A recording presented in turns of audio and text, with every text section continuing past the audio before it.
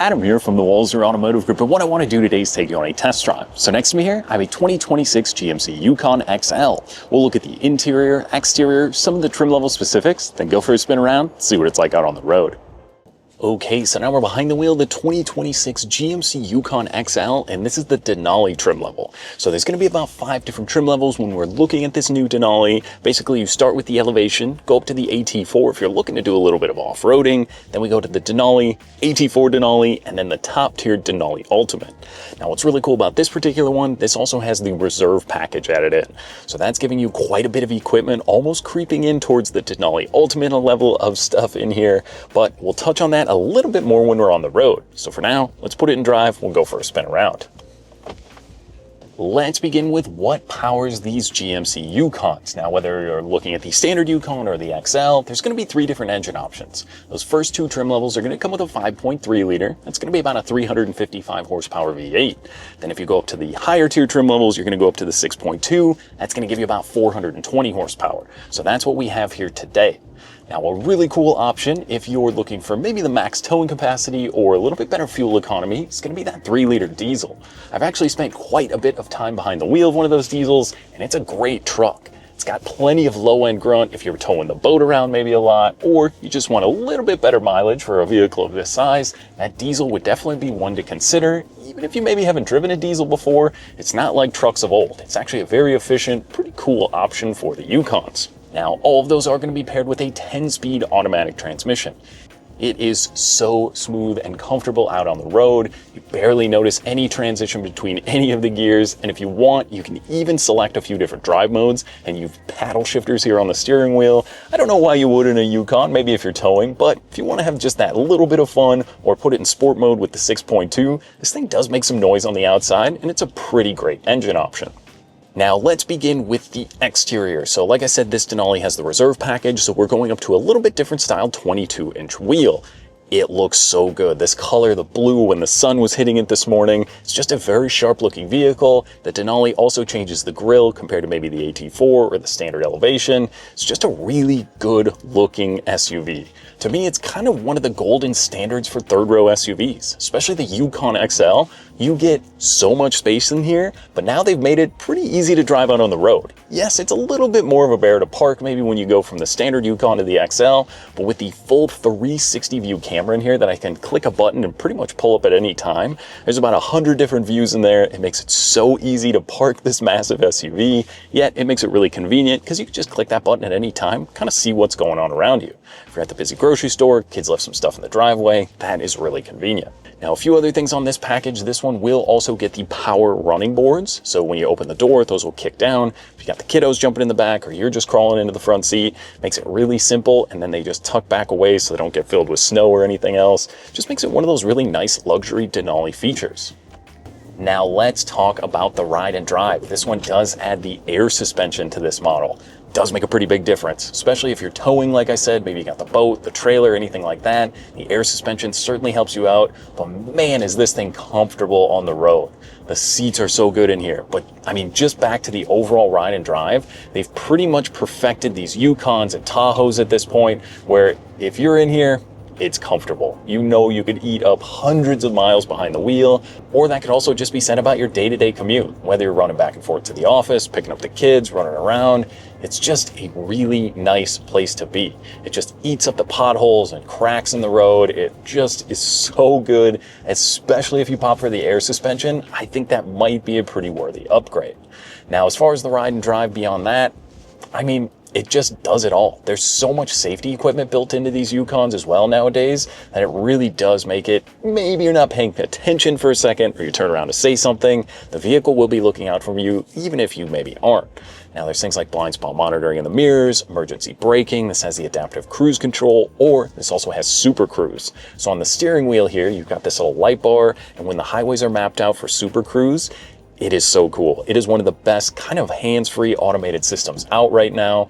It just works so well. Like I said, you can just eat up a ton of miles. If you're running up to the cabin all the time, or you're running back and forth to the office, just having the ability to kind of set it and forget it is a really nice feature. Now, third row SUV. If you're looking at the Yukon XL, you're probably wondering about space. Now, in the back, you have the power lift gate back there, or you can kind of click the button on the key fob even or in the back, and that will open just the glass hatch. So if you're loading stuff up, I was just over at the ski hill there, people were rolling in and out. It's insane how many Yukons, Tahoes are over there anyways, but you can see everybody needs all the space nowadays. And having all the room in the Yukon XL, yes, it's not a huge difference, but just if you need that little bit of extra space, it will give you plenty of room to haul stuff around. You can also even throw the rack up above, so if you want to put the ski, snowboard, mountain bikes, kayaks up there, anything you need, and then inside, it leaves you a ton of space. Now, what's cool about the Denali, it will have a power folding third row, and that thing really moves up and down. Some manufacturers don't have it as fast, but that thing kind of whips down, comes back up, and then you can also click to lower that second row, but that would be manually folding to bring that back up. Now, what's pretty cool about the second row, you can actually do it with even one hand. It will flip and kind of fold the seat down, and if you pull that handle again, that's going to knock the seat forward. It's pretty much like a cargo van in here when you have all the seats folded down, giving you all the space. It's insane. You could load this thing up, pretty much move out of your house and fill this thing. But that's kind of great because if you got all the kiddos, got all their stuff, going to sports, I mean, hockey bags, ski bags, anything you got to put in here, the Yukon XL can pretty much just eat it up and still give you a lot of room for kind of bringing people with you. Now, if you are bringing people with you, this is going to be a 7-passenger vehicle. So you get 3 in the back, and then this one will have those captain's chairs. Now, the kids are going to fight over who gets those captain's chairs because that is really where you're going to want to be. There is screens in this particular one as well, so you get that rear infotainment package. It's pretty cool. You can plug in HDMI cables to set something up. There's even like a web browser in there. You can really set it up to keep everybody busy. Like I said, if you're doing those cabin trips or running around town, they don't need to be on their phones or devices. You could just be watching the movies or TV back there. That is pretty sweet. Then those are also going to be heated seats for the second row. So there's like USB-C charging, standard household plugs all throughout the vehicle as well. So everybody can keep their devices charged up if they're bringing them with, which is also really nice. Now, if we're not worried about the family, we're worried about being in the driver's seat. So this is so comfortable. I mean, like I said, there is the Denali Ultimate, which adds that really cool interior package if you want. But this particular one will give you heated and ventilated seats, as well as the heated steering wheel. Now, it's a leather-wrapped heated wheel. It's kind of cold. It was about 30 degrees this morning when I went to the truck, fired it up with the remote start, and that will actually kick on the heated seats and steering wheel for you. So by the time you hop in, it is nice and toasty in here. Then it will also start the defrost if you want, so it can thaw everything out. You can hear some of the ice still falling off the vehicle since it was a little chilly maybe this morning. But man, this is so nice.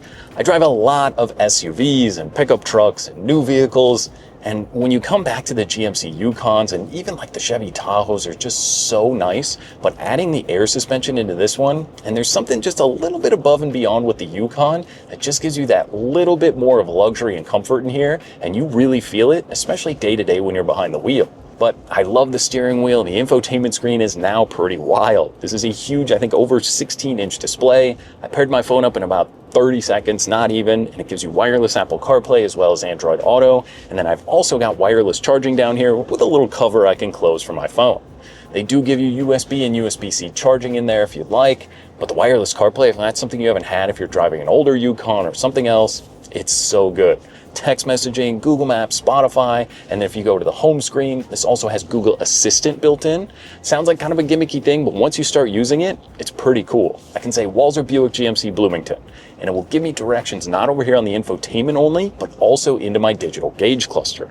So right now my cluster is showing me some of my safety settings for the adaptive cruise that I have. It actually shows me it can see a vehicle in front of me to prepare to keep that distance, but I can switch it over to pull up the Google Maps. So what that's going to do is allow me to have turn-by-turn directions. I also get a heads-up display in this model showing me miles per hour in here. I mean, there's just a lot of stuff in this vehicle, but it's all really good convenience and safety features. They don't really overcomplicate anything. With some of the safety stuff, if you don't want something, you go in the menu and just turn it off. They make it really simple to do that, but it's not overly intrusive. It doesn't kind of get in the way of your day-to-day driving. All you get in here is comfort. The heated seats are so good. I actually had to turn them down because they get pretty warm pretty quickly. But then you also get a dual zone climate control in here. My seat is going to be power with lumbar as well, which is really nice. And then it's also going to be a power seat on the passenger side. These are memory seats, so both drivers can pair in here. And I mean, even just the layout of the cabin, everything is kind of right where you want it to be. Like I said, you've got your camera buttons, your four-wheel drive select over here on this side, since this is the 4x4 model. You can also get all of these in a two-wheel drive if you don't need the four-wheel drive model. But there's just so much to like in the Yukon. Now, like I said, going back to the towing capacity, I think it's the two-wheel drive diesel that'll tow about 8,400 pounds. I think you dip a couple 100 pounds when you go to the all-wheel drive as well. But if you've got about a 7,000 pound towing capacity, that's going to be about towards the top of it, or kind of high 7,000. But really, I mean, if you got the boat, you're going to the lake, got the trailer, the utility trailer, maybe the snowmobiles, this can really get it done, and it can do it with a ton of comfort and style. So the Denali Reserve package, this one also is going to have a few other little things added into it. We do have to touch on the price.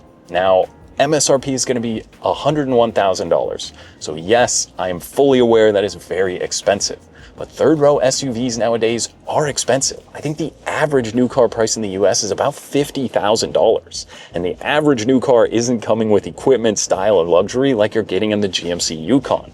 It's just a lot of stuff in here. You're getting so much equipment. Like I said, the wireless Apple CarPlay. This one also gets the panoramic sunroof, that rear entertainment system in here, all the folding seats. I mean, it all is so much equipment. And yes, I am aware $100,000 is a lot for a vehicle.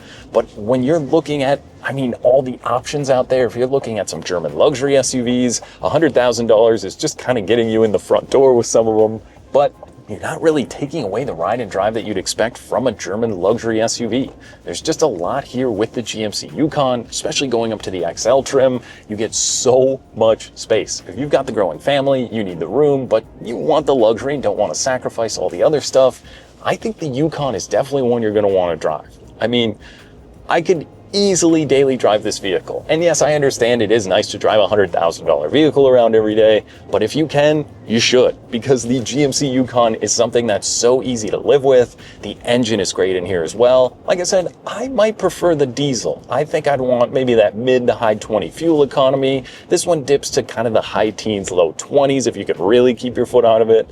But overall, I would say if you're in the market for a third row SUV, like I said, maybe you're driving an older Audi or BMW, or you're thinking you just want all of the space you can possibly get and not sacrifice any of the comfort and the luxury, I think the GMC Yukon XL is absolutely one to get out, take for a spin, and see what you think.